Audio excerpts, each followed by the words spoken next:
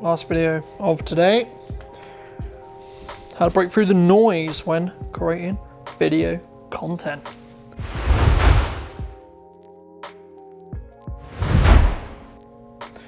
Hello ladies and gentlemen, and welcome back to a brand new video. Today's video is going to be talking about how to break through the noise when creating video content, because I hear this a lot, and I talk to a lot of people about this, because a lot of the time they are like, what's the point? There's so much video out there. I don't know how I'm going to stand apart. I don't know how I'm going to showcase what I do, how I do it, and why.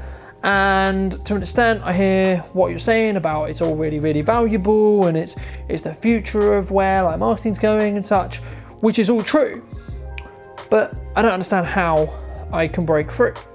Now, there's two potential ways that I personally see, mainly how you personally can break through.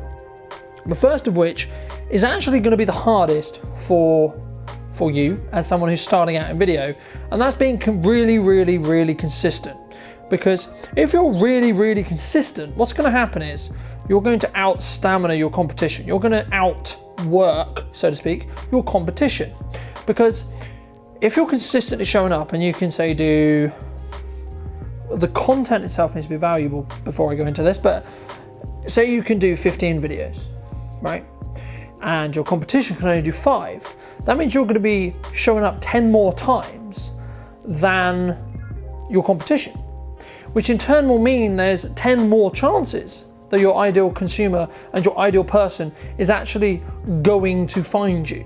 Because all it really takes some of the time is for them to consume 2 to 3 videos, and then they like your Facebook page, they subscribe to your YouTube channel, they follow you on Twitter, they follow you on Instagram, wherever you're distributing that content. They connect with you on LinkedIn, perhaps. They follow your business page on LinkedIn, perhaps, as well. So what happens is, once they're in that network, they're going to be notified, they're going to see it.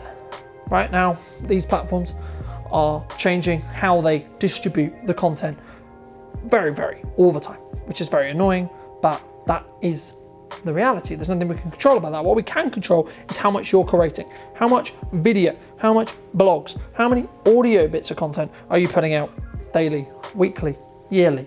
How much content are you putting out? So that's the first thing. The second thing is going to be the quality. Now, this doesn't always necessarily mean that it has to be professionally shot all the time, professionally lit all the time, professionally sounding all the time.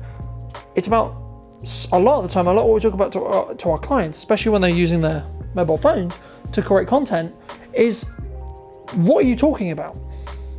Is the content you're actually creating valuable to the person you're trying to talk to? Because a lot of the time in marketing we talk about, we want to be in a position where we can talk very specifically to a certain set of people. We don't want to market to everyone. We don't want everyone's attention. We want a certain set of people, right? That might be business owners. That might be females between the ages of 18 and 35. That might be males between the ages of 50 and 80. It just depends on who is your target and who is your service or product really aimed at, and who it's really going to help.